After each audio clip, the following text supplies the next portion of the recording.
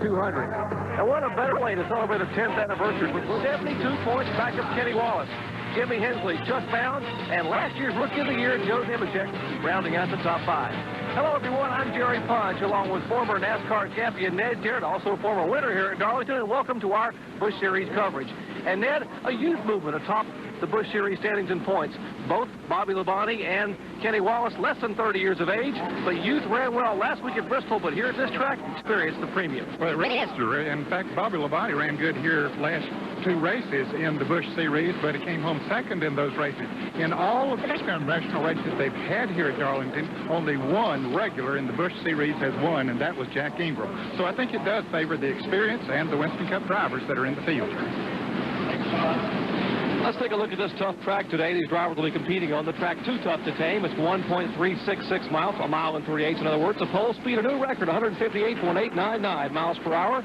Race length, 147 laps. Field separation, extremely tight, just a little less than 3.5 seconds. Today, Sears diehard starting grid, and the winningest driver in Busch competition at this track, Harry Gant, will lead the charge for the first time ever on the pole in a Busch Series race this year. Alongside him, April's pole sitter, Jimmy Hensley. Back to row 2. Todd Bodine making only his second start. Remember his great run back in April. And there's our point leader, Kenny Wallace. Back in row 3, there's Chuck Bound, last year's national champion in Busch racing, and the young man who ran so well here back in April, Michael Waltrip. Look for a good run from him in the Pennzoil Pontiac. Back to row 4, Ward Burton. Now, this young man has a new ride here for this race. Watch him to be strong. And, of course, the veteran, you saw him earlier, Darrell Waltrip in the car number 17. Row 5, Davey Allison yet to pick up his first Busch win of the year, but he'll be a contender today. And Ernie Irvin, who has not finished a race in his Busch car, he hopes to change that today. Back to row 6, Morgan Shepherd, always strong at this racetrack. He'll be driving his own Texas Pete Ford Thunderbird. And Kenny Schrader, who hasn't run here in a year or so in Busch racing, hoping to get back into form. Taking a look at the rest of our starting lineup, Ned. Jack Sprague should be awfully strong back in the Fred Turner on car number 48. Bobby Labonte will be strong back in row 8 alongside the veteran Dale Earnhardt. There are some good drivers back in the field. Phil Parsons had an awfully good run. He's starting in 10th row in the spring race here, coming home in 4th place.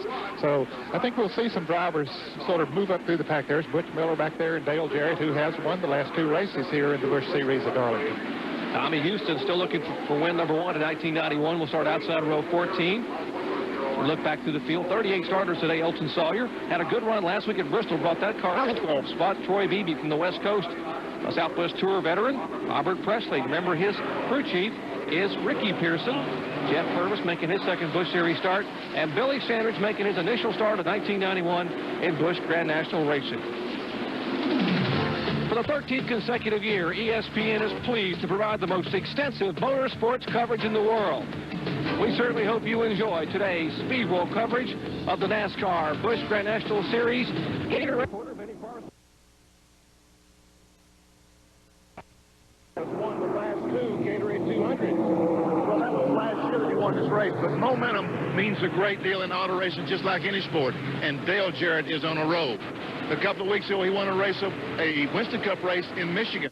Last Friday night in Bristol, Tennessee, he won the Busch Grand National race. He is definitely on a roll. The only problem, he's starting back in 24th. He makes a habit of that. It's kind of exciting to watch him go to the front, but one of these days, it might bite him. And we're going to have a camera, Ned, watching him for you. Well, Benny, remember, Dale Jarrett a year ago started 28th and brought that Nestle's Crunch Pontiac to victory lane. Back in April, he started 6th, so he'll have his work cut out for him. A lot of talented drivers up front as they pair up now 2 by 2. And the Pontiac pace car getting ready to pull away is now pulled off the track. And we're getting set for green flag racing action. Carl Simmons on top of the flag stand trying to hold the field in tow as they get ready for the green flag. The 25th event of the 1991 season here in Busch Series Racing. Glad to have you with us. The green flag flies, and Harry Gant will lead the shuffle into turn 1.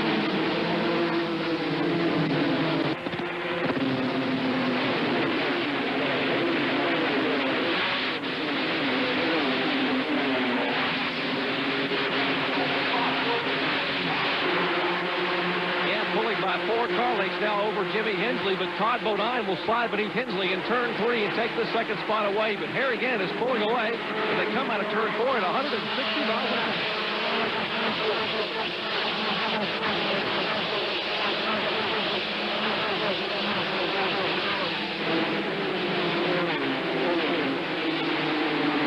Ness opened up a good lead here in the early going, Jerry. His car was very fast, obviously, in qualifying because he did set a new track record.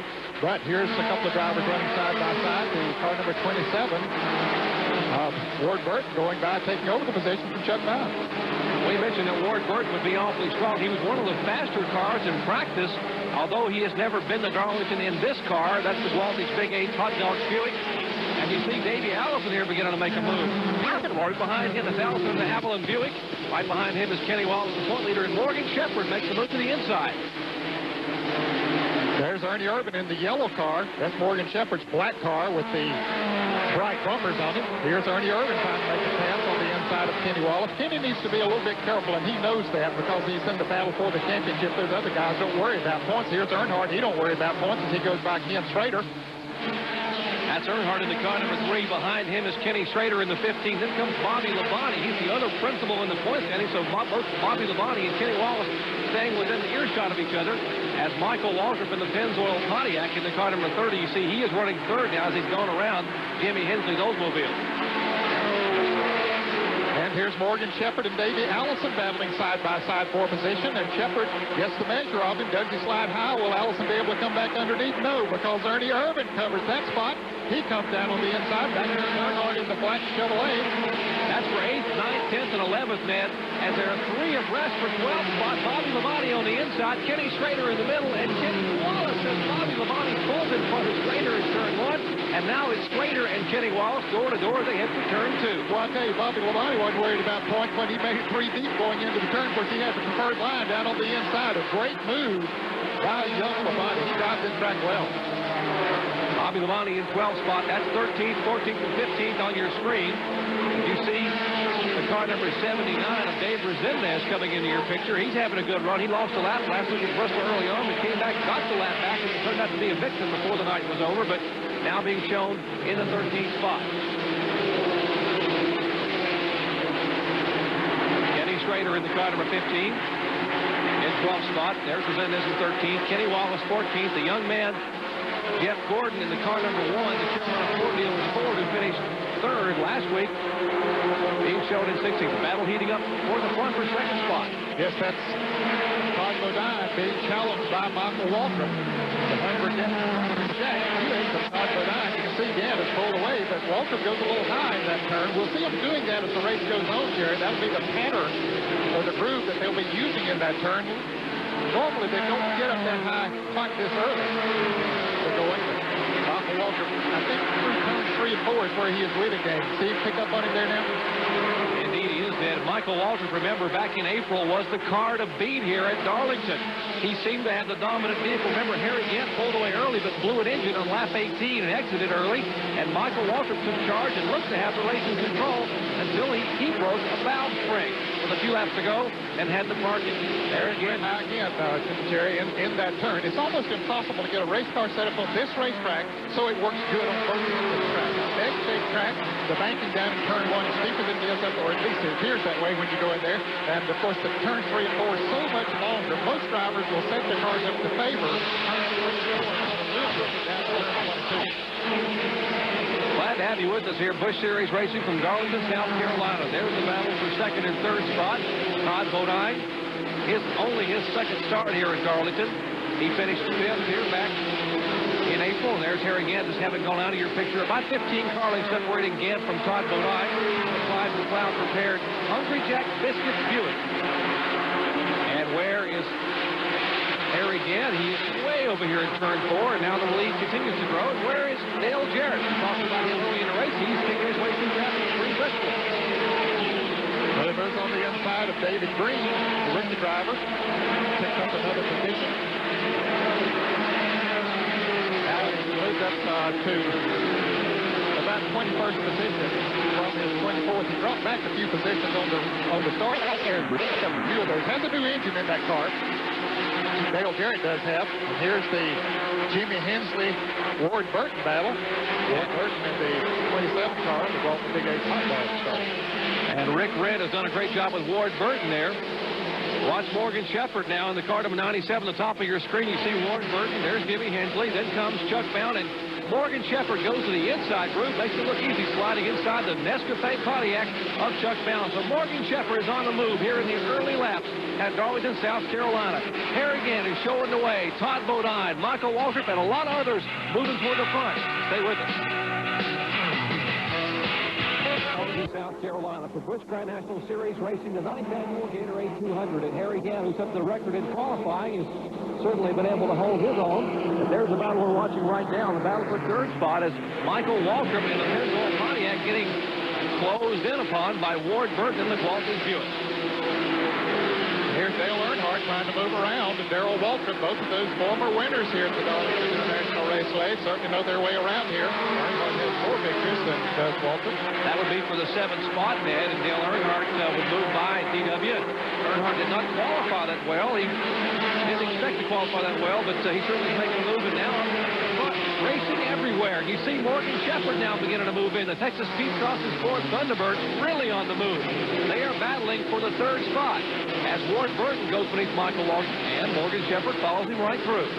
Morgan's car is really working down on the bottom of the racetrack. That's the Ford that he's driving. The Texas Pete Cross sponsored Ford. Mike Laughlin prepared car, the Holmes and Eames motor, and Morgan has been snake-bitten all year long. If there's bad luck on the racetrack, Morgan will find it, and hopefully this will be his day. As he told me yesterday in the garage area, we have got to have some good luck sometime. Maybe it'll come tomorrow, and indeed, he has already moved his way into the 4th spot. Handling is a key factor here at Darlington, and as we said at the top of the show, driving experience means a great deal too, and Morgan Shepherd has a lot of experience on this track.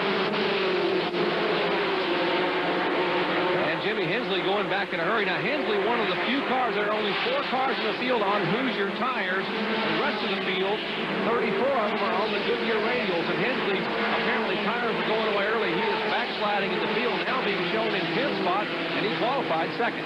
Yes, he did. So he is apparently those tires giving up a little bit on him. Even showing a little bit of tire smoke from that left rear tire going in the corner now, as a couple of cars have moved by. Chuck Bound, Ernie Irvin in the McTool Chevrolet, and of course Jimmy Henson, the Don Beverly old Oldsmobile. And here goes Ernie Irvin on the inside of Chuck Bound, and one of the toughest places on the track to pass, and that's coming into turn 4, but he made the pass easy. Ernie Irvin hasn't finished in this car, particular race car, yet this year. He ran at Dover and Darlington and Rockingham. At Dover, he was leading with 3 laps to go, had an engine problem. At Darlington, he was running 5th in April and had an engine problem. We mentioned that there's some smoke coming out of the 25 car. Is that oil smoke? Could it be tire smoke? Well, I don't know. It's hard to tell, Jerry, if it's coming out the exhaust or if it's an oil leak or maybe it is tire smoke. But we'll take a closer look as he comes off of turn 4. A minute ago, going into turn 1 where it's been the most noticeable. Remember, the radius of these turns considerably different. See here in turn 1 as he gets the car down on the middle groove. He was sliding up toward the top groove a minute ago. It may just be tire smoke. I believe that was the case, Jerry. I think he maybe got a little loose going into that turn and did lose a little traction. Certainly, if you're going to do it, it'll be either turn 2 or turn 4. And the battle beginning to heat up a little bit for 2nd spot. Todd Bodine, the Hungry Jack colors, holding off the charge of Ward Burton. This is the A.G. Dillard-owned car, the Gwaltney Big 8's sponsored machine.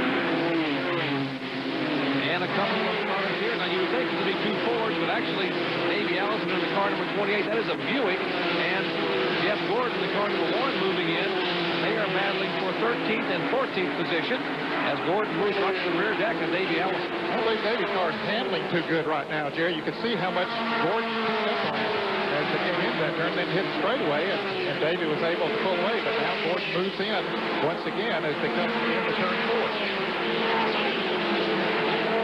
Right behind him is Kenny Wallace, and now Gordon begins to make the move on the inside. We'll see if he has enough muscle in the Keith Simmons prepared Ford V6, and yes, he will just get the car inside of Davey Allison in turn 1. Yeah, Davey's car is riding up into turns. I believe it's a little loose right now the way it appears. Kenny Wallace makes a move down on the inside as well.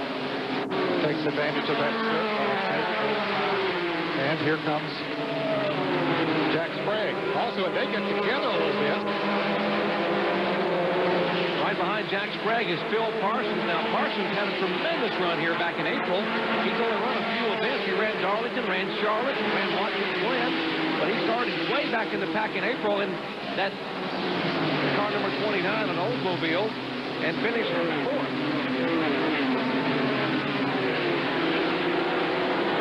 We mentioned that Jimmy Hensley was backsliding in the field. And there's the car number 25, the Don Beverly Oldsmobile. Bobby King is the crew chief on that car, and he's standing by with Benny Parsons. Benny? That's true, Jerry. I'm a Bobby King. Bobby, is the car okay? I think we're all right now. We're just backing up a little bit, but we figured we could do that first. But I think when all we're running the green, we're going to be all right. They talked about some smoke. We're seeing some smoke. As Jimmy says, I think it's just a little tire smoke right now. I think it's tire smoke, Jerry.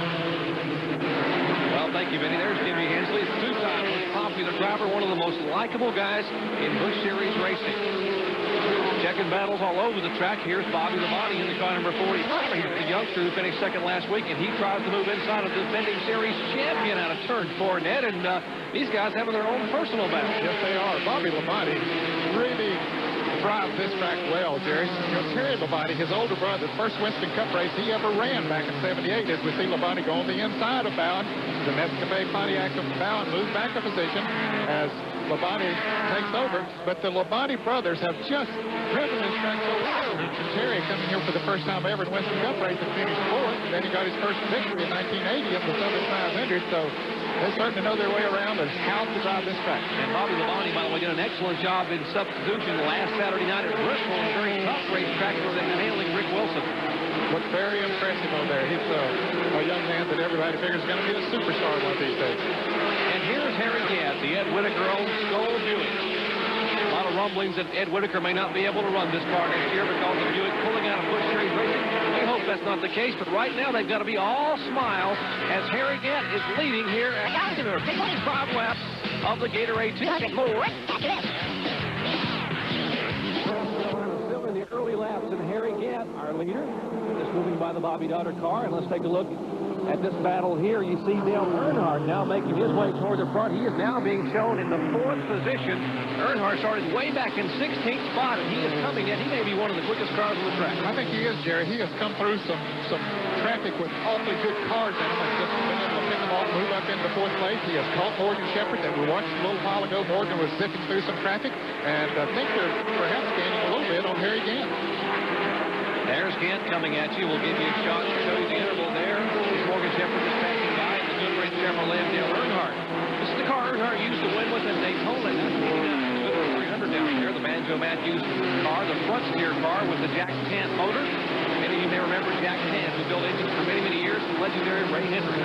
He's been one of the best in short track engine building for many, many years. There's Harry Gant, car number 7. Will begin to make a move inside of Morgan Shepherd. Two veterans, tough competitors here in Darlington. Well, that's a tough place to pass coming off of turn 4. And also, Ward Burton trying to take advantage of that, trying to move back on the inside. Both Earnhardt and Shepherd had passed Burton a few laps ago. He was trying to get back in front of Shepherd, but Earnhardt now is pulled away from him. And still between Earnhardt now, that puts Earnhardt in 3rd place, but still between he and Harry Gant is Todd Bodine, and Todd Bodine is hanging tough up there. In fact, he might have picked up just a little bit of distance on Harry Gant. As Ward Burton, you see him getting around Morgan Shepherd. There's the man you're talking about, Ned, Harry Gant. We'll give you the interval between Gant. Matt Earnhardt in 3rd spot, 2.6 seconds. Remember, Todd Bodine is in 2nd spot. But there is Earnhardt coming all the way from 16th starting position. The Tony Urey, Rick Boss prepared car. There's the man they're chasing, Harry Gant. 4-time winner here in Darlington. He has won once in 1991. That win coming on the short track at Richmond, Virginia, back in late February. We'll check that interval again as Gant comes off of turn 4. See if he's holding his own or if Earnhardt is gaining. Picked up a little bit. Almost 0.2 of a second, Jerry. It was 2.6 the last time by. Now it's 2.4, so Earnhardt is gaining. Here's Joe Nemechek in the pits, the High Point Betty car, and Joe in 5th place in the point standings. We understand they might have an oil pressure problem. Too bad for him. They had a problem in the late practice yesterday. This car was tagged by Ernie Irvin. They came together and practice. He backed this car in the wall, and the crew had to work all afternoon and most of the evening to put the car back together. A tough break for the Lakeland, Florida driver. Last year's Rookie of the Year, and he said, and currently fifth in the point standing. He will go behind the wall. And here is Harry Gant. Harry finished first and second at Darlington last year. But remember, back in April, he only ran about 18 or 20 laps and had to park it with an engine problem. A two-time winner at Darlington. He has 2 wins to his credit. This year, he won at Daytona, defeated over Goody's 300. He also won at Charlotte back in May.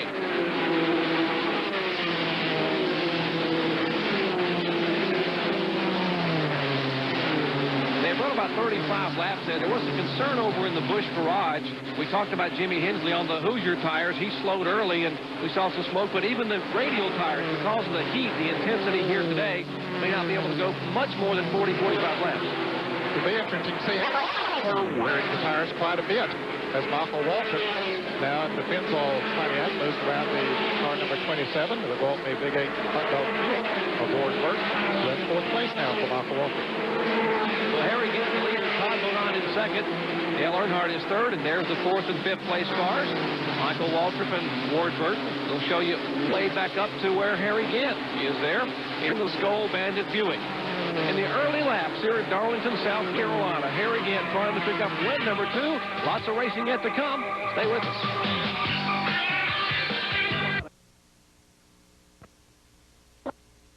Judges from the Bodine brothers trying to make a move now on Harry Gant.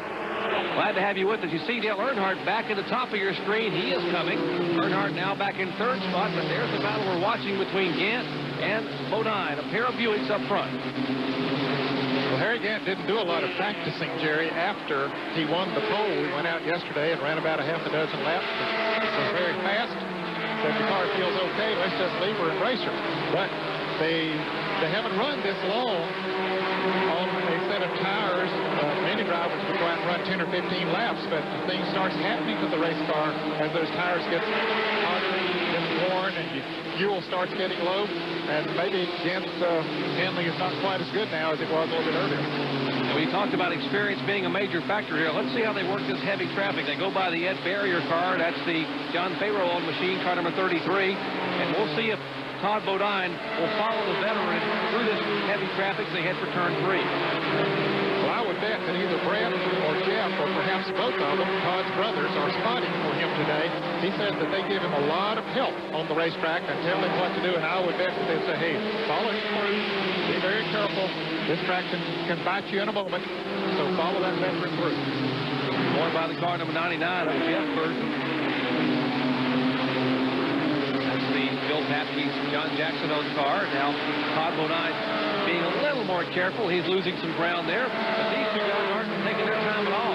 Car number 3 and the car number 30, Earnhardt and Michael Waltrip. And they now have caught up almost to this traffic collection there where the front 2 cars are weaving their way through. Earnhardt goes high, and Michael says, I'll just volley around this guy. We'll just now work on Mr. Jeff Burton. Well, we saw Michael Waltrip drop back a couple of positions there early in the race, Jerry, but he's coming on now. So apparently the track's coming to him. Rick Miller coming in the Boot Country Oldsmobile. Change of right side tires on his cars. We watch this battle for 3rd. Earnhardt in 3rd. Michael Waltrip 4th. They're moving in on Cecil Eunice, the car number 19, right in front of them. The Black Shears Georgia driver. There's Cecil. He's a dirt track ace. Runs oftentimes here in the Busch Series. Cecil being shown in 27th spot. Dispense with much of this traffic as Harry Gant now clears the car number 31 of Steve Grissom. Now has some clear sailing up in turns 1 and 2, and now Todd Bodine can begin to set his sights and so he can reel him back in. Well, they're through that traffic, and he has nothing but just a couple of car lengths between he and Harry Gant. Now the car will go by. Steve Grissom, Roddenberry's car number 31. That traffic may have been a big help for the 3 and 30 cars. And Benny Parsons in the pits. You've been watching this battle back there for 3rd spot. Earnhardt and Waltrip are coming. Michael Waltrip, Ned Jarrett was right. right. He dropped back at the beginning of the race. When everyone was running at the bottom of the racetrack, Michael had trouble keeping up. But then he moved up to the top of the racetrack, the groove that Michael Waltrip has learned to love, that high groove, and he has worked to perfection. He's coming off turn 4 right up high in that gray stuff, and the car is flying up there. So I would say the racetrack is coming to him now as the groove does begin to move up. His car set up to run up there, which is very smart, knowing that the groove would move up. And here's the 5th and 6th place car. That's Ward Burton in the car number 27, and the 10 car behind him was Ernie Irvin. As Earnhardt now really getting some heat from Michael Waltrip. Michael taking the outside groove, and now will sneak a peek to the inside of the backstretch. Better up, pulls back in behind Earnhardt. Michael's car drifting a little bit there in turn 3. Or either he's just driving it up there. The car just seems to work better, as Beanie said, in that groove. And as the race goes on, the groove gets higher and higher, especially in turns 1 and 2, but also up in between turns 3 and 4. So might be coming to Michael a little bit. See how high he goes compared to Earnhardt. Almost looks like he's going to hit the wall, but gets a good run off the turn then. Average speed 147.210. That is at a record pace. The race record only 136.342. So that was set by Dale Jarrett in the 1990 Gatorade 200. Harry Gant setting a blistering pace, and Michael Waltrip just running on the racetrack trying to make the outside move on Dale Earnhardt. Yeah, it wouldn't work coming off of turn 4. You don't pass on the outside unless somebody just moves over and lets you.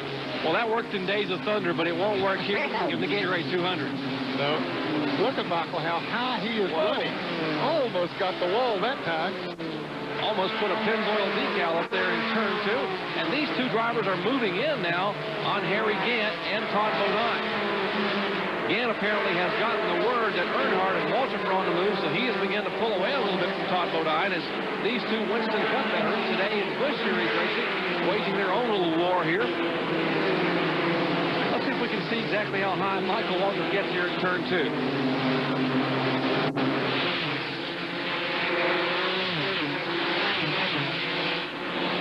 Whoa, Michael can just about clean the lens on that camera when he comes by. It's mounted to the wall over there, our speed shot. And that camera attached to the wall. Approaching the 50 lap mark here, and Harry Gant still holding on, but it's going to get quite hot up front here in just a moment. More from Darlington after this. South Carolina has really tightened up toward 4 cars. You see them there within a car length of each other. As Tommy Houston makes an unscheduled pit stop, he has come into contact with the wall, and they will change tires. The leaders now come barreling out of turn 2. Gant, Bodine, Earnhardt, and Waltrip. Todd Bodine made an attempt a little bit ago to pass Gant, but Gant held on to the lead. And as they battle for the lead, as you said, Earnhardt and Michael Waltrip. Competition heating up here at Darlington. It's really going to butt heads here later this afternoon as college football coming your way. East Carolina. This is we talk about knocking heads. Todd Bodine moves to the inside and takes a 2-car length advantage over Harry Gant. Let's check into the pits with Benny Carson. Jerry, how would you... All these Busch Grand National drivers want to be Winston Cup drivers. And they go to a prospective owner and they say, I want to drive your race car. They say, what have you ever done? Todd Bodine is doing something they put on his resume. He said, I passed Harry Gant to the lead. I kept Dale Earnhardt and Michael Waltrip behind me, nose to tail. What a resume that boy is riding today. You know, Benny, Jeff Bodine really got his break here at Darlington in the first Grand National weekend. And we got a crash. 27 and Ward Burton. We are told it is the Ward Burton car. As the caution now being shown to the field. There's the Gwaltney's Big 8 Buick, the $80 known car. Ward was being shown in the 5th position. His car coming out, spinning out of control. And the caution being shown by Carl Simmons at the flag stand, waving the yellow flag for the first time today. Ward trying to get the car refired as the car pulled away from the wall as the car is slowing down. Let's take a look again and see what might have happened. Well, he was down on the inside. Looked like Ernie Irvin, and the back end just broke loose with him. He couldn't get the car squared away, and it just tries to spin it down to the inside, but makes contact with the inside retaining wall. That's coming off of turn 2. for pit stops here, as the car number 27 will try to make its way in left back towards the pits, but the leaders will make their way on the pit road, and now the rules for Busch Series Racing, they will allow 2 tires for a caution flag. Here's Todd Bodine, Harry Gant, Earnhardt, Michael Waltrip, all headed for pit road. Let's go to Benny Parsons. Jerry Bunch, Todd Bodine has to be a happy young man because he brings that Hungry Jack Buick in the pits first. Gives his crew an advantage because he's able to keep all the cars behind him. The right side is going on. Harry Gant, meanwhile, is starting. The right side's going on that car. The tires are changed already on the Skoll car. He's out. Now Todd Bodine goes, but there goes Michael Waltrip by. So he will lose at least 2 spots on the pit stop. Harry Gant, you take a look up pit road there. Harry Gant, the first car to leave. Earnhardt next, and Michael Waltrip. Some of those experienced Winston Cup crew members able to help in the pits. Here is Davey Allison's Haviland Buick. Red Farmer there you see on the right rear of the car will change a little weight in that machine, as Davey Allison still looking for his first win in Busch Series Racing in the 1991 season. Had a good run last week in Bristol, Tennessee. We're under caution for the first time today for a spin and crash out of turn 2 by Ward Burton. More racing from Darlington after this. We welcome you back to Darlington, South Carolina. Still working the first caution flag of the day.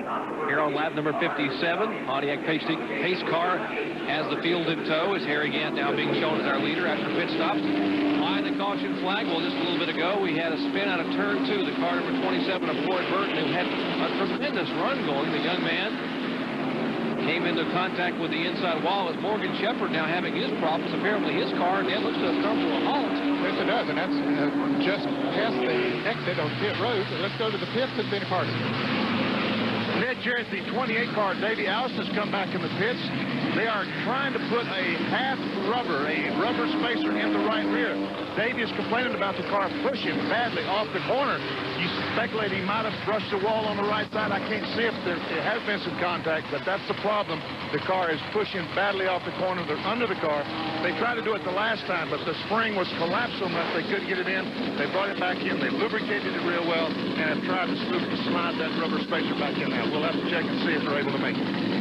Well, Davey Allison there with the Haviland Buick on pit road. Remember, he started 25th at Bristol last week and brought this car all the way up to finish 4th on the evening. Well, Benny Parsons talking about some of the changes in the pits. Let's check in with what you can do to a car with another ESPN track fact.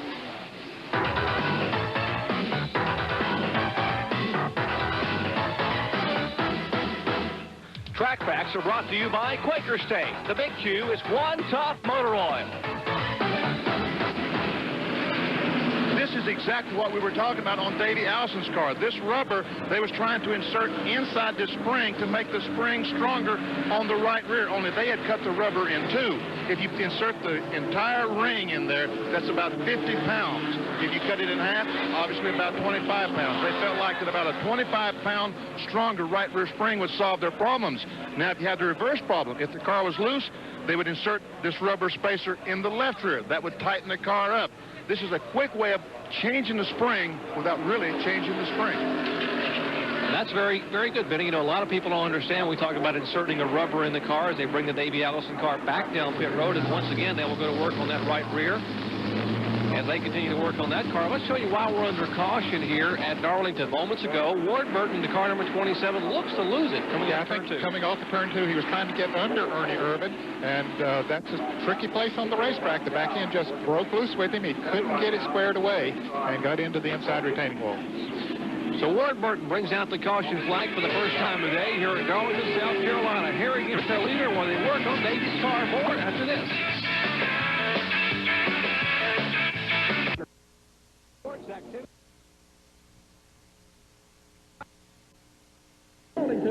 As the car number 28, Davey Allison, has gone behind the wall. Harry Gant leads him off, and the green flag flies once again here for the Gatorade 200. 20 cars still in the lead lap, Terry. As we get the green flag to resume racing, Dale Earnhardt came out in second after those pit stops. Michael Waltrip third, Todd Bodine fourth. But Todd Bodine now making a move on Michael Waltrip very quickly. He wants to get back up front. He was leading this race when the caution came out.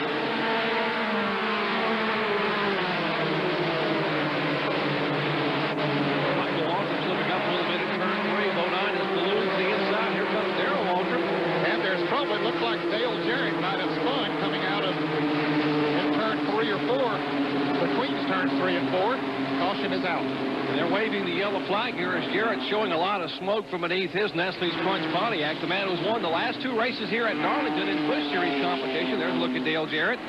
Last week's winner in Bristol, Tennessee. And you wonder if he may have cut a tire up there. Looks like he has some damage on the right side of the car. Yeah, there is damage to the right.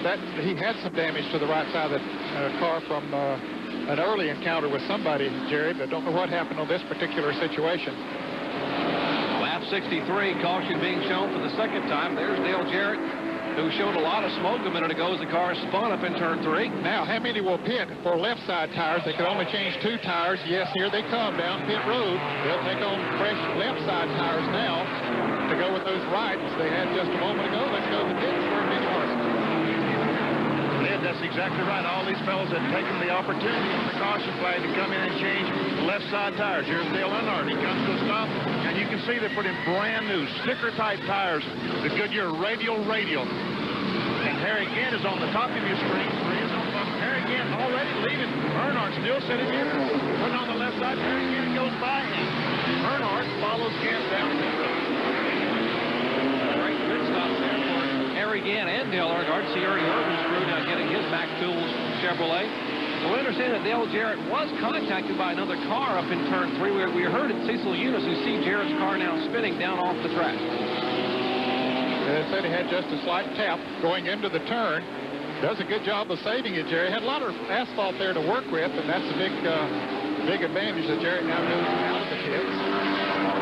And now he changed 1 tire on the right side and 1 tire on the left side. I assume that he changed the 2 rear tires because those 2 were ones that took the abuse in that spin. Of course, they can only change 2 tires, but he's just changed the right side tires a moment ago. But that spin could probably flat spotted the rear tires. And so they changed those rear tires. We'll see how that works out for him. Well, the KG veteran crew chief John Irvin making the call to change the rear tires. We'll see if it'll pay off for Dale Jarrett.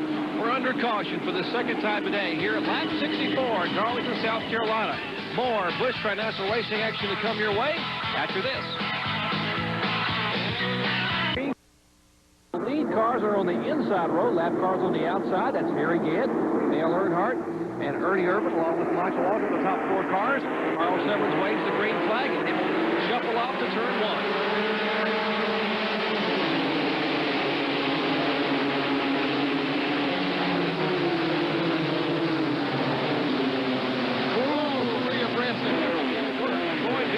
Taco Bell car number 9 getting shuffled to the outside. He's on the outside of Cecil Eunice. That's the car that came into contact with Dale Jarrett. And they're going to bring out the caution flag.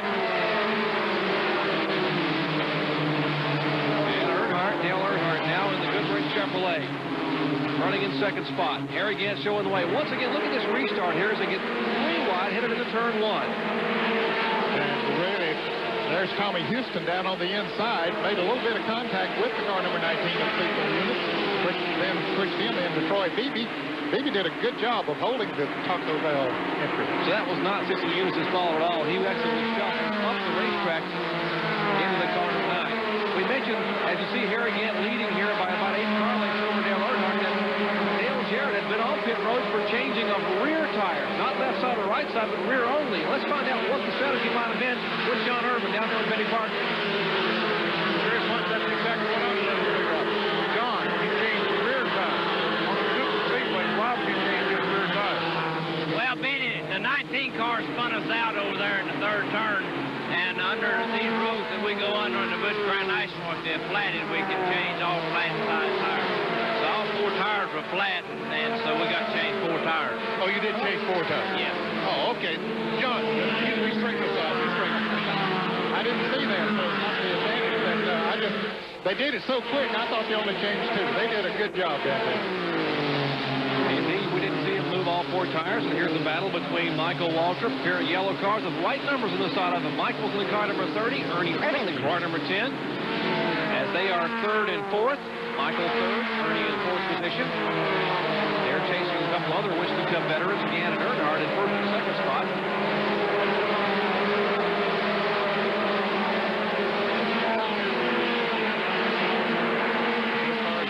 Third and 4th, those 2 yellow cars. Earnhardt and Gant have pulled away from them a little bit. You can see how far there that Earnhardt and Gant have moved away from the third and fourth place cars.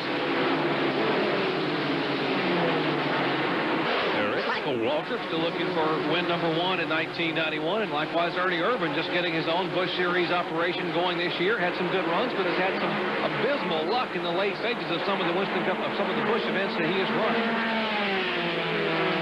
Well, I tell you, if Harry Gant can keep new tires on that Buick, he's going to be tough because he takes off when he has new tires on it. We talked about how important experience was at the top of the show, Dad, and that's really what's happened now. The cream rising to the top, I should say the experience cream, with Harry Gant as our leader. Dale Earnhardt in second spot, then coming to the Winston Cup veterans of Michael Waltrip and Ernie Irvan.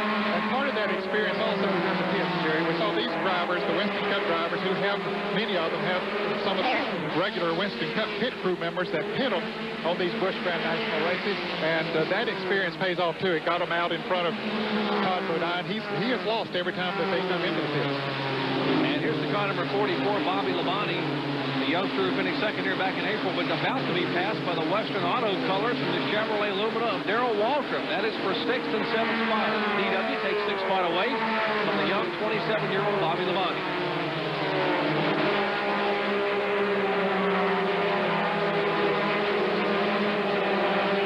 Gant running about 32 and a half seconds around this track. Before they changed any tires, he was up over 33 and a half seconds. So those new tires have picked him up at least 1 second.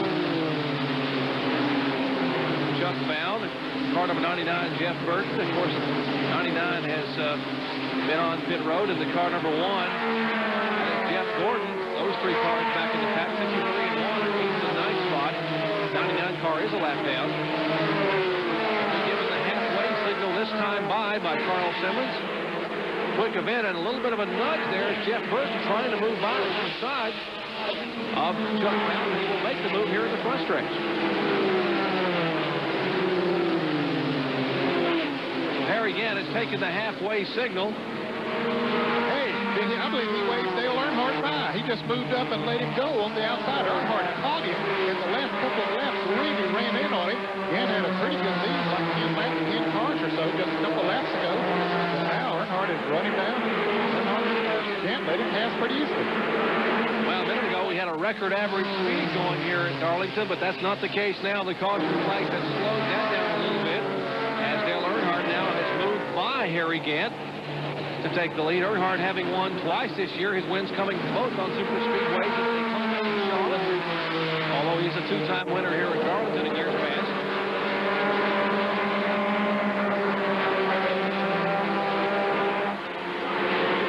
Still going for third. Michael Waltrip holding that position. Ernie Irvan trying to take it away from him. Hasn't been able to mount too much of a charge. He runs close on him, but he's not been able to get it underneath him yet. Ernie Irvan has made 10 starts this year in Busch Series racing. His best finish, a third up at Watkins Glen. He has not finished on an oval this year. He's had all kinds of problems. And we have some smoke being shown. A couple of cars have spewed a little bit of smoke. Car number 45, we are told there, the car of Jimmy Hensley showing a lot of smoke. We saw some smoke earlier that came in and made an unscheduled pit stop and changed tires, but this looks a little more than tires. Yeah, that's coming out the exhaust pipe, Jerry, and that'll be critical for the race. So Jimmy Hensley, who's up there in third in the Busch Grand National point standings, having a tough day here. That car to pit road, and we'll take this quick break here as we have more Busch Series racing from Darlington coming your way after this. Back at Darlington, South Carolina, the Grand National Gatorade 200. 80 of 147 laps are complete. Dale Earnhardt leads Harry Gant, Michael Waltrip, Ernie Irvan, and Todd Bodine. Hope you're enjoying today's Speedwell coverage of Busch Series racing. Jerry Pudge here in the booth, and one car having come into contact with the wall is David Green. And his car lifts slowly down out of turn 4, and we see smoke coming out of the Tommy Houston car as Houston wrecked his car off the apron. See some front end damage on the right side of the David Green car. Yeah, I think he got into the wall a little bit, Jerry, or into another car. He was running in a tight, or a big, running very tight in a big pack of cars out there, and he does have some damage to the right front. The crew is not quite sure what they should do. Well, David Green, one of the leading contenders in the Rookie of the Year standings. And here is Tommy Houston. We mentioned we saw some smoke from his car. His young son, Scott, at 26 years of age, now changing the left front tire. Tommy being shown in the 6th overall in the point standings. So this will hurt Tommy in the point standings, but not nearly as much as the man who's standing by with Benny Parsons, who was 3rd. Benny? Jerry Punch, I'm with Jimmy Hensley. Jimmy, you qualified on the outside pole. We saw some smoke out of the car. You know what it was? Well, the smoke earlier was coming out of the oil tank. Oh, what caused it? It dropped the valve at the end. So it could have been a valve problem causing it build up pressure or something. I don't know. You're not even going to try to fix the car to get back in, are you? No, it's too bad. We can't go out there and run. So it really hurt us in the points, but we're hanging in. We're running top 10, so probably could have had a pretty decent day, but that's where it goes. Okay, Jerry, out of the race. And it's heating up on the track. Kenny Schrader, the Exxon colors, the car number 15, the Timmy Cohut prepared car, and the 79 of Dave Resendez in 11th and 12th spot.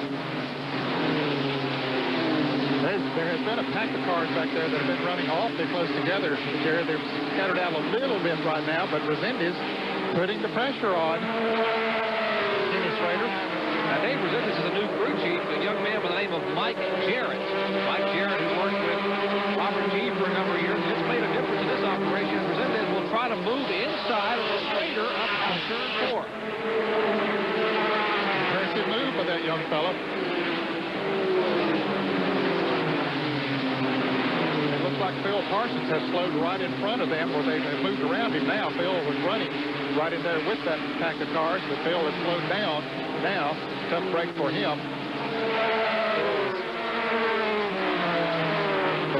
And Chuck Bowen in the pits for an unscheduled pit stop. Ned, they're bringing the car in and changing right side tires, as you can see. Dick Rodney's on the right front, changing the tires. This is the fastest pit crew in Busch Grand National races, and you can see why. They're going down. Earnhardt is in turn 3, and Chuck Bowen has to go down the front, down pit road, slow, take it easy, and it looks like Earnhardt will put him a lap down. 60 miles an hour is the pit road speed here this weekend, and Earnhardt does go around and puts Chuck Bowen a lap down. You know, back in April, Chuck Bowen was running 3rd on that last pit stop, and he came down pit road, had a problem with the gear shift. He got lapped in the pits and ended up finishing back in 11th. He cannot cancel the road here in Darlington. A tough break for last year's series champion. And we mentioned Phil Parsons having a problem. He had pulled the car behind the wall. Too bad for Phil. He had another good run going here today in the National Quick Oldsmobile. Let's take a look at Dale Earnhardt. Remember, he gets started back in 16th spot on lap 10. He was already in the top 10 at night, made his way to the top 5 by lap 20, 3rd on lap 50, and took the lead on lap 88 as he moves around the Butch Miller car, the Charlie Henderson-owned car number 75. There's Harry Gant. You see Tommy Houston's car back on the track. Houston had to come in for an unscheduled stop. And there's Phil Parsons, the Vortex Comics, and that's his quick Oldsmobile. Had such a tremendous run here back in April. Coming way back in 34th, starting position to finish 4th. Here's Earnhardt just pulling away. You can see how far there's Harry Gant in the green car, so he has pulled away pretty good from him. Then you saw the 2 yellow cars. We let the whole field go by. There went Darrell Walter. Bobby Labonte going by. You see that's the Ted Condor-owned car. Dick Trickle driving today. Dale Jarrett at that pit stop for the spin up there. Kenny Wallace coming by. And Dale Jarrett. Dale Earnhardt, I should say. So accustomed to saying Dale Jarrett leading these Busch races, we almost forget about the man in black there. Part of the Goodrich Chevrolet. How could we forget? Forgive us, Dale. A 2-time winner here at Darlington, trying to pick up win number 3 in the 1991 season. 39 years of age, 16 career Busch Series wins.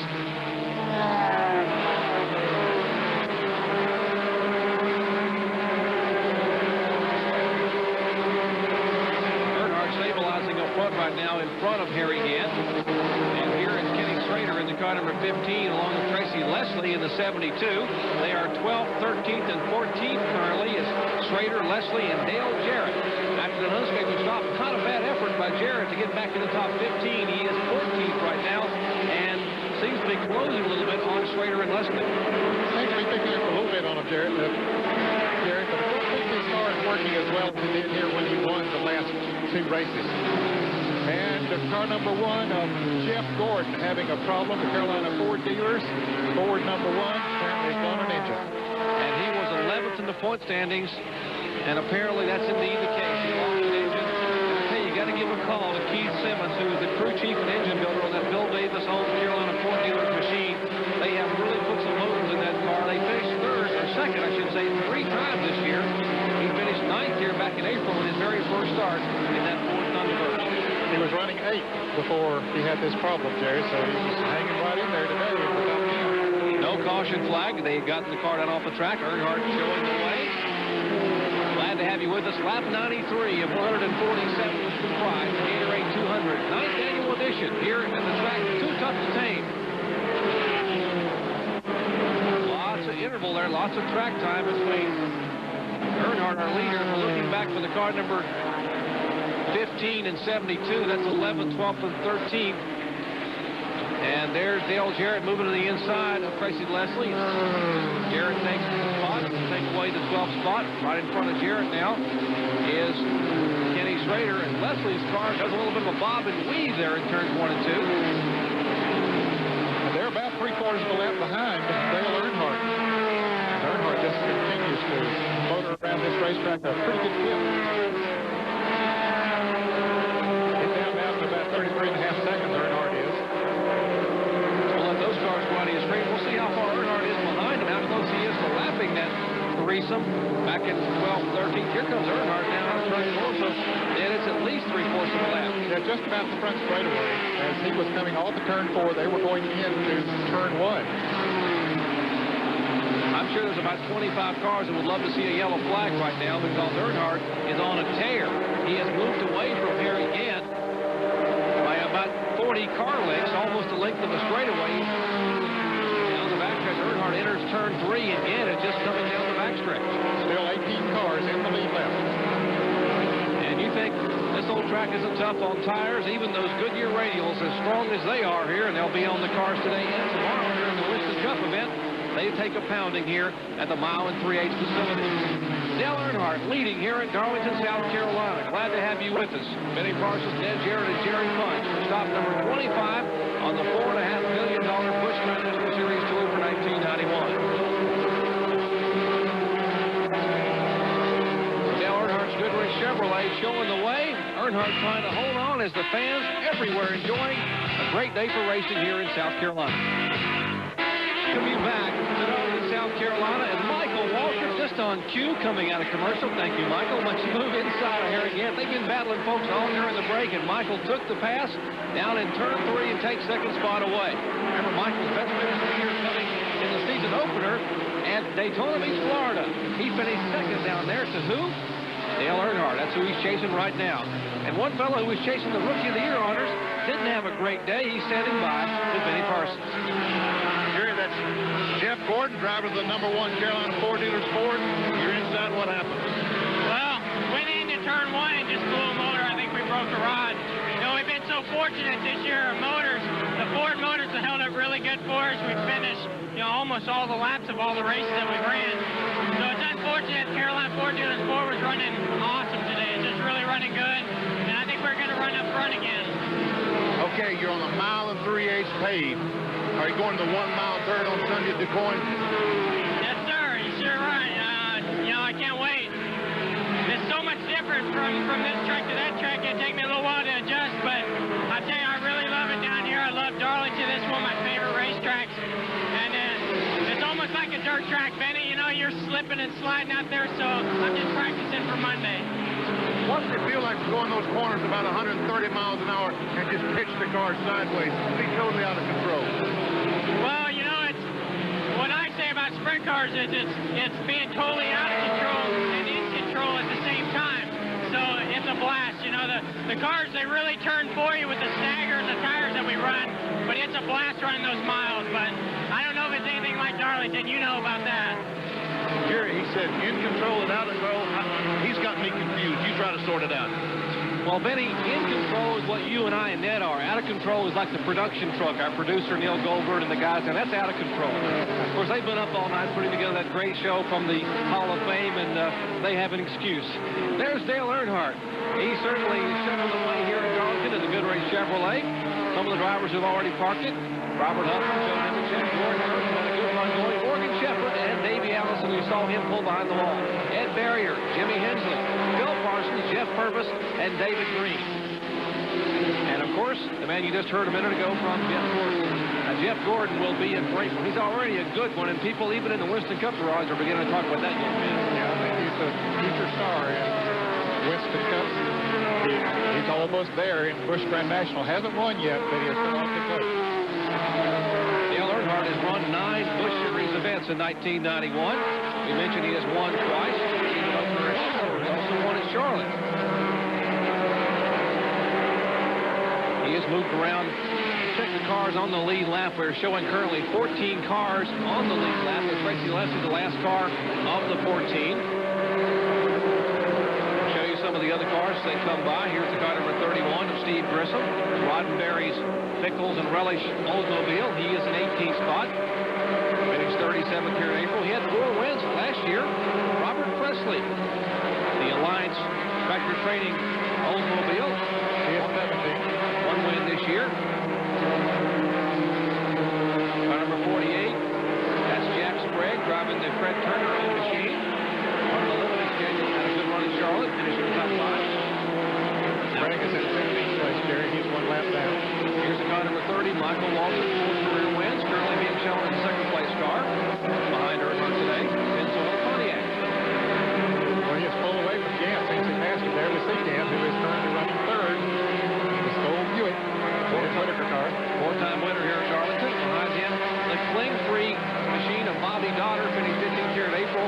Bobby Dotter had that tremendous collision with the wall at Bristol last week. He is so awfully sore. He's doing a pretty good job. He's currently in 19th spot. And 34, Todd Devine, finished 5th here in April. He started way back in 21st spot. That is shown in 4th place right now. Ernie Irvin in the car number 10, the Mac Tool Chevrolet. Remember, he had an engine problem with just 5 laps to go, or a few laps to go back here in the spring. Finished 27th. Behind him, DW, the Western Auto Chevrolet of Darrell Waltrip. Also had his problems here back in the spring. He is currently in 6th spot, and Ernie Irvin was in 5th. And Waltrip now beginning to close in on him a little bit. And then comes the car number 44 of Bobby Labonte, the Slim Jim Oldsmobile, or Pimrose Sausages. I assume they're all the same company. Bobby is running 7th place. He's in 7th. Here comes Chuck Brown. Remember, he's made a stop on Pimrose, car number 63, being shown in 20th position, 2 laps down. Billy Standridge making the first start of the 1991 year for him, the JFG-sponsored Pontiac, currently in 25th position. Former regular on the Busch Series Tour. And right behind him is the car number 18, the Davis Juices car of Dick Trickle, having a good run today in 8th position. That's the Ted Conner-owned car with Eddie Pearson as the crew chief for Dick Trickle. Cecil Eunice in the car number 19. Best finish at 10th at Martinsville. He's had a top 5 before in Busch Series racing out of Blackshear, Georgia, and he is in 22nd position. And then comes the car number 99 of Jeff Burton, the Armor Meats entry. He is currently being shown in 16th position. Bill Papke, John Jackson-owned car. Here's our point leader, Kenny Wallace, the Cox wood lumber treating machine. That's Pontiac for Kenny Wallace. He is in 9th spot. Dale Jarrett, the Nestle's Crunch Citgo Pontiac. 8 career Busch Series wins, including last week at Bristol. He is now being shown in 10th position, so he's made his way back to the top 10. Car number 79, Dave Resendez in 11th spot, right behind Dale Jarrett. Good run for Dave. He finished 32nd here back in April. Then comes Tom Peck, who qualified 6th and finished 6th at Daytona, his best speedway finish of the year. He's now being shown in the 12th position. Then comes the 6th car of Tommy Houston, currently 6th in the 4 stand. He's finished 36th here in April, has already had an unscheduled stop for a cut left front tire. He's shown way back in 27th spot, some 8 laps down. Butch Miller, one of the drivers on the Hoosier tires here, finished 20th here back in the spring.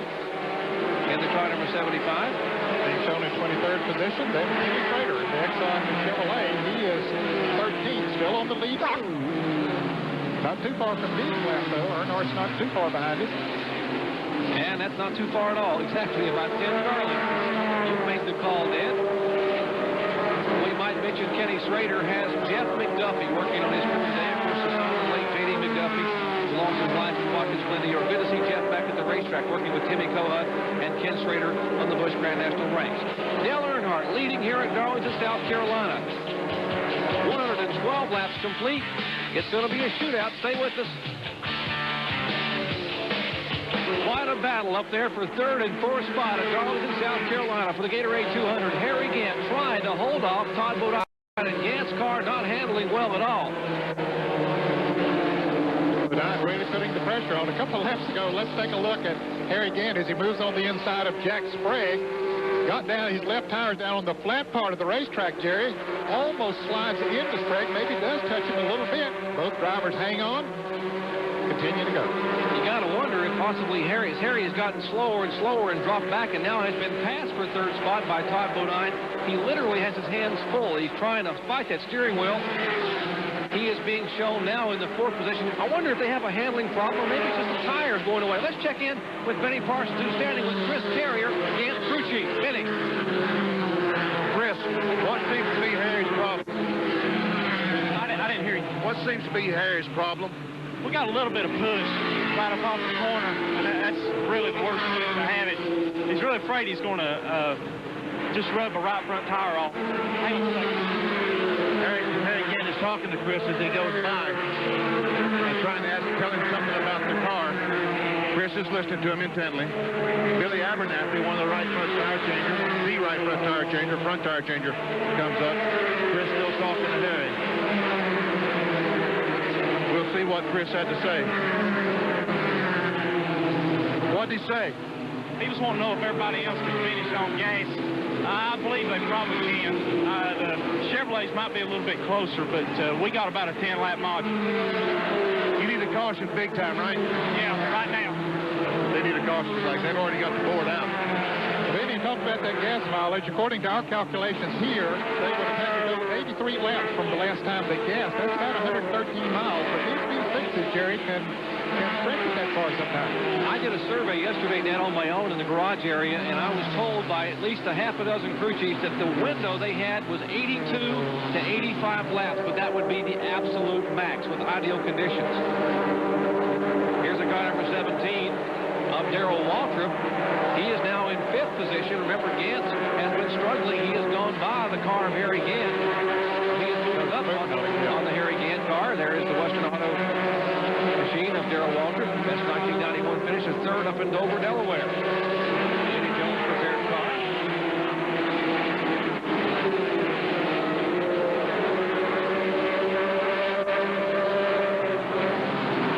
And they are black flagging the car number 10. There are some loose metal on the rear of the Mac Tool Chevrolet. Something dragging back there, and Ernie Irvin's getting a consultation flag from NASCAR.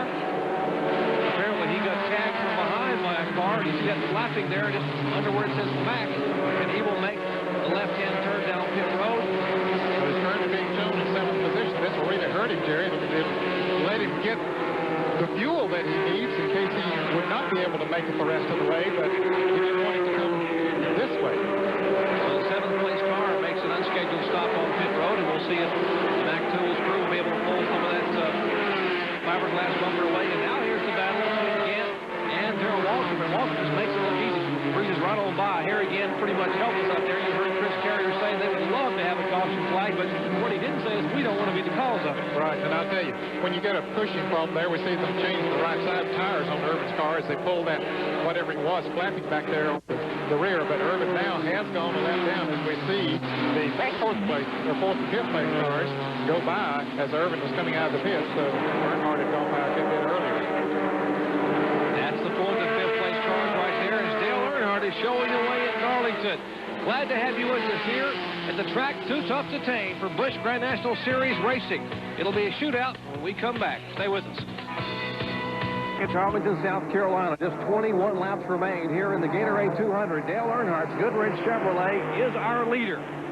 And, of course, lots of racing action to come your way tomorrow.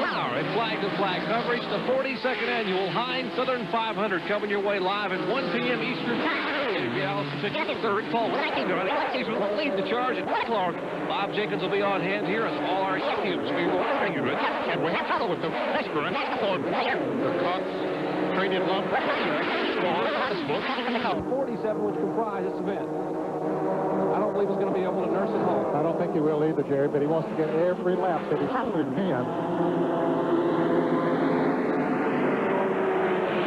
And here's Bobby Labonte in the car number 44, the man we were talking about, the youngster who is just 70 points back, moving to the inside of Harry Gant. Taking over fifth. So that puts him on the scoreboard here, Darlington. Bonnie, who finished second last week at Bristol, Tennessee, to Dale Jarrett. And a great battle between him and Jeff Gordon there down to the wire on the half-mile high banks in Tennessee. That was 5 more points when he moved around Harry Gant. Every position he can pick up. The team that much closer to the lead, or maybe even let him take over the lead here today. Bobby Labonte already has won twice this year, currently being shown in 5th place. Both of his wins coming on ESPN. He won back in April at Bristol, Tennessee, and he won in early August at Indianapolis Raceway Park. Now he moves to the inside of the car number 59. That is Robert Presley. He is currently in 17th position. Well, Jerry, right now there are only 9 cars left on the lead lap. Tom Peck is the last of those. He is in 9th. Dale Jarrett is 8th. Vic Strickland is 7th. I'm going backwards on it here, but Harry Gant has dropped back to 6th, and we saw Bobby Labonte just take up to 5th. Darrell Waltrip is 4th. And in 3rd place is Todd Bodine. Michael Waltrip 2nd. Of course, Dale Earnhardt out front. Well, then ESPN Manfred and Mr. Wizard here in the booth, our statistician Kenny Martin has just told me that if Bobby Labonte can hold on and finish 5th or better, and Kenny Wallace does not return, Bobby Labonte will assume the points lead after today. And there will be 6 events remaining in the 1991 season. Busch Grand National Competition, and Labonte would go on to the next event as the point leader. Here's Dale Earnhardt, the leader. Still circling this track. He's down to about 34 seconds lap now, Jerry. This is, has been a long run on the tires, the longest green flag run we've had today. And the more they run, the hotter these tires get, the more worn they get. Really, the wear is worse than the heat part. And the blue car in front of him, that's Tom Peck, who is the 9th place car. The last car on the lead lap he talked about a minute ago. Tom Peck, who qualified 6th and finished 6th at Daytona, his best speedway run of the year. Trying to get a top 10 finish here at Darlington. We see Earnhardt moving in on him. And as Tommy Houston pulls his Buick down to the inside, seeing that Houston is not on the lead lap. And while Earnhardt circulates, trying to make another car a lap down. Let's check in where the defending point leader right now is out of the race and standing by with our Benny Parsons. Kenny, what's wrong with the car? Well, evidently we lost the cylinder. I guess the keeper or something broke on the valve train. You know, doing pretty good. The car wasn't exactly right when we started the race. We got going a lot better, and you know, I guess we was running about 7th or 8th. But we'll just have to be back at Richmond and try to get them then. You're going to lose the point lead if Labonte can stay on the racetrack. Well, you know, that's a risk I took going into this race. You know, it's pretty well. It's a ping pong game. I led early in the season. Bobby led, you know, later than I got him back. So we're just going to have to stay tough. You know, he might, I don't know how many points he's going to gain on stage. He'll probably take the point lead. But, hey, we're racing. Hey, you know, it ain't going to bother me. We got 6 more to go. Okay, he says he can get him back. And I believe that young man can. 2 confident young drivers, Bobby Labonte in the car number 44, the Penrose Oldsmobile there, beginning to move in on Darrell Waltrip. Yes, he is. Waltrip running in the 4th position in the Western Auto Chevrolet, but the Penrose Oldsmobile is definitely moving in. He has picked up a lot of distance, Jerry, just the last few laps. So he's the man with the mission right now, Bobby Labonte. He has 2 second-place finishes here at Darlington. That's exactly what happened back in April, late in the race, when the track got very, very slick. Bobby Labonte came in a hurry. Labonte finished second here in April to Dale Jarrett, and was moving in on Jarrett late in the race, and now he's moving in on another veteran Whistling Cup champion, Darrell Waltrip. The laps are running out for Bobby Labonte as Dale Earnhardt is pulling away, and we've got just 13 remaining here at Darlington. And the question is going to become, as we watch this battle for the 4th position, can Dale Earnhardt make it on gas? Chris Carrier, crew chief on Harry Gant's car, said he thought they could make it, but the Chevrolets might not be able to. Well, Earnhardt is driving a Chevrolet. So is Darrell Waltrip. You got to believe that Jack Penn is down there in the Earnhardt pit. He is the engine builder for Dale Earnhardt and that Goodrich car, trying to calculate the fuel mileage. There's DW, Darrell Waltrip in 4th spot, and the youngster Bobby Labonte. Number 44. He is just 27 years old.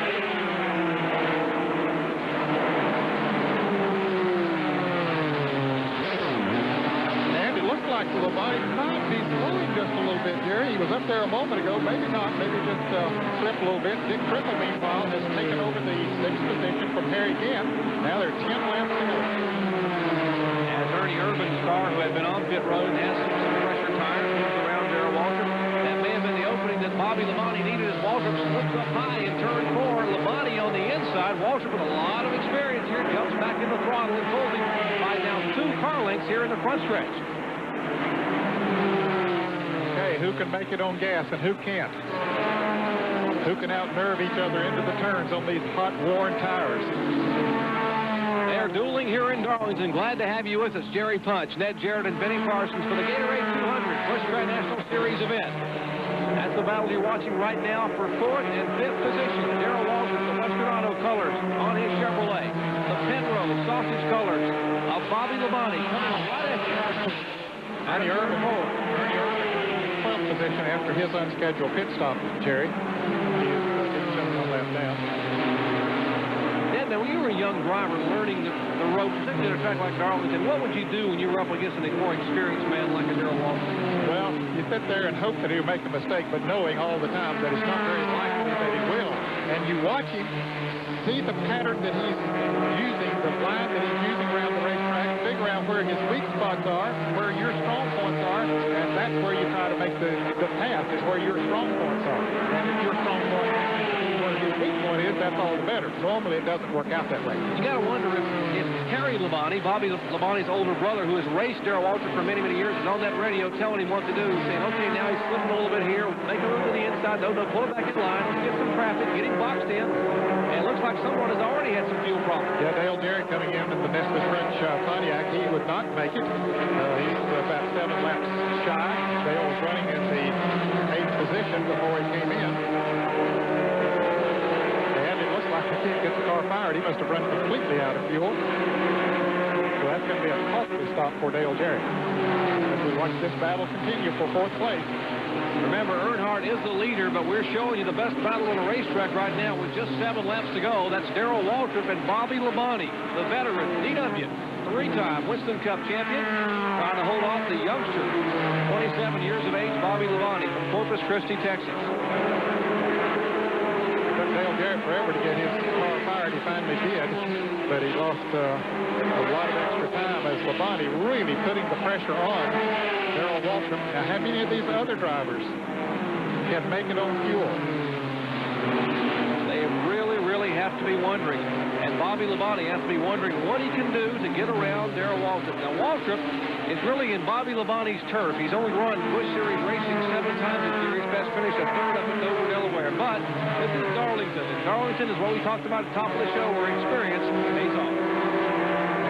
Is certainly a key on this racetrack. Patience is one. Darrell Waltrip has plenty of that, but it's time now that the patience goes out the window. You do all that you can to try to hold that man off, but they better not look up in the rearview mirror, because that black car with the bright bumpers is Dick Trickle. He is coming. I mentioned that he passed Harry Gant not long ago. Now he's in 6th place and gaining on the 4th and 5th place driver. There you see Trickle on the right of your screen. That's the Daily Juice sponsored Pontiac, the Ted Ponderon machine with Eddie Pearson. The youngest of the Pearson brothers as crew chief here, and a good run for Dick Trickle. They will run Richmond, Rockingham, and Martinsville with this car. Trickle will run over the remaining events for 1991. So it's a 3-way battle now for the 4th position. 4 laps to go. It'll be 3 next time by as Trickle has caught him. And now Labonte really has to be concerned. Veterans in front and behind as they go around the Jeff Burton car. And this youngster really is going to get some lessons here in drafting, possibly by 2 of the veterans at Darlington. But Jerry, you can't afford to take any chances there, because he is in good position will take the point lead, and he doesn't want to blow that. He'd like to have a position, but that doesn't mean nearly as much as those points. If he can get easy, okay. If he has to really fight and take chances for Dick Trickle back there to keep him behind him, I don't think he'll do that. Now he goes up a little bit high. Here Trickle takes advantage of it, and Labonte will stay up there, not do anything foolish. He wants to finish this race. Even though he's losing 5 points right now, Trickle does get around. And Earnhardt, you see there in the insert, he is the leader, and Earnhardt just rolling around here with a couple of laps to go to take the victory. But the battle we're watching is 4th, 5th, and 6th. Darrell Waltrip, Bobby Labonte, and Dick Trickle. Chevrolet, Oldsmobile, and Pontiac, those 3 cars, while a Chevrolet loses. Showing the way, Earnhardt is our leader, remember. In 2nd place is Michael Waltrip. Todd Bodine is 3rd, but this is the battle we're watching. And Jerry, he needs to hold on to 5th to get the point lead. He won't have the point lead if he finishes 6th. He'll have a 1-point lead if he finishes 5th. The white flag is out for Dale Earnhardt. And you got to wonder if his crew now told Bobby Labonte, you have to finish 5th to be the point leader. Watch for Dick Trickle now. We'll see if Labonte can get his Oldsmobile inside of Trickle. It's Waltrip, Trickle, and Labonte. White flag will go to these 3 drivers as they come by this time, and Trickle now will try to make a move inside of Darrell Waltrip. Oh, they touch. Trickle thought he had cleared him, but he had not. Waltrip, very smart, backed out. Now Labonte might go down on the inside of Waltrip as Waltrip goes high. Bobby Labonte trying to take the point lead in Busch Series racing. This is the final lap. Earnhardt takes the win. Michael Waltrip will finish in 2nd spot. Todd Bodine is 3rd, but here's the battle for 5th spot. But watch him slide up and Waltrip try to come back on the inside. That's a Dale Earnhardt trick. Darrell Waltrip knows it very well. But who will win the battle back to the line? I believe it will be Labonte. Bobby Labonte, the Carl Wegner motor in that Oldsmobile, and he will finish in 5th spot and take the Busch Grand National Series point lead by a single point over Kenny Wallace. What a tremendous effort as Dale Earnhardt gives a big wave and a thumbs up to this tremendous crowd on hand for Busch Series racing, and they really enjoy racing here at Darlington, South Carolina. There's Michael Waltrip, who finished in 2nd spot in the Pennzoil Pontiac. Let's take a look one more time. They're taking the white flag here with 1 lap to go. Watch the black car of Dick Trickle try to move to the inside as they will have contact together, he and Darrell Waltrip. White flag. Yeah, he gets up beside him as they cross the start-finish line, but as they head down towards turn 1, he moves up and taps Waltrip. I don't know if he thought he had him cleared. Apparently he did, but he didn't quite have him cleared. Waltrip very wisely backed out of it, but it cost Waltrip.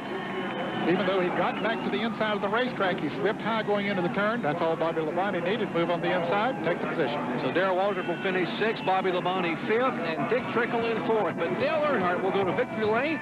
We'll hear from the Goodrich Chevrolet driver after this. Back at Darlington, South Carolina, the Gatorade 200 is history, and Dale Earnhardt has picked up win number 17 in Busch Series competition. Walking around, giving a good look at the Goodrich Chevrolet, and now he'll be down the smile for our Benny Carson. What happened? You have a vibration? Well, the tire was vibrating just a little bit, but it worked pretty good. You know, as a good setup for the tire situation. Our car ran good all day, and you know, I'd like to thank Banjo and the guys for the snout they put on here, and Jack Tant for his engines, and the good Lord for a safe race, and all the Jim Goodrich people, and all my crew, Tony, and all the guys. They did a great job. You know, even Richard and Kirk, the guys helped us with information on this car. Let me ask you something. How hot was it out there today? I've seen you've taken a bath and you've cooled off. Was it hot? No, it wasn't bad. We've got a good cooling system in there. We run wide open and keep the windows rolled down. Now, let me ask you something. Another question. Did this teach you anything about tomorrow's Southern 500? Yeah, you got to be consistent.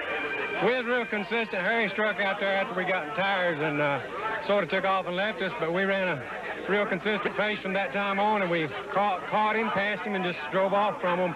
And it's really just a consistent chassis and consistent pace, and driver remembering where he's at. And that is where? We're at Darlington today. I can remember this one. You say a consistent car. How do you do that, Dale? Is it just luck, or do you prepare the car in practice to do that? Well, we work on it during practice. Make car real consistent on the tire temperatures, not pushing or not loose, because we knew the tires were going to wear even. The lefts and rights were just about the same. Had just a little bit more right rear right tire wear than the rest, but the car never got loose all day, so we could use that throttle when I needed to, and was good. Dale, congratulations on the super victory. Thank you, guys. Thank you. Yeah. Okay, Bob Jenkins, are you still up there, or did you leave? Hey, what's the deal here? This is supposed to be my day off, and here I'm being pressed into service. Nice race, guys, and congratulations to Dale Earnhardt for a nice win here at Darlington. I've been up there on the roof, baking in the hot sun and watching you guys and listening to you, and nice, safe race, and way to go. Well, thank you, Bob. And of course, Bob Jenkins, along with much of our crew, working most of the night to put together that Hall of Fame induction for David Pearson. And a tremendous race here, Ned Jarrett, for Dale Earnhardt. Now, Earnhardt, certainly no stranger here. We mentioned the fact that he picks up his second Gatorade 200 win, but he has won 7 times in Winston Cup cars at Darlington, including 3 Southern 500s, the last 2 in a row. And I think he'll be one of the major threats tomorrow, Jerry, in the Heinz Southern 500. He has been out on the track during every practice run trying to get that car as consistent as he can. He said the key word there. Consistency here at Darlington is very, very important. Of course, you got to have a lot of patience as well. Dale Earnhardt has learned patience in recent years. That has not always been a characteristic of his driving style, but certainly in recent years he has learned to be patient, and it has resulted in wins. We talked about patience and being a real thinking driver. That's what made David Pearson so successful here for his 10 wins. And Bob Jenkins, Dale Earnhardt has won 7 times. Do you think Earnhardt may be able to catch Pearson and maybe eclipse his record here at this tough track?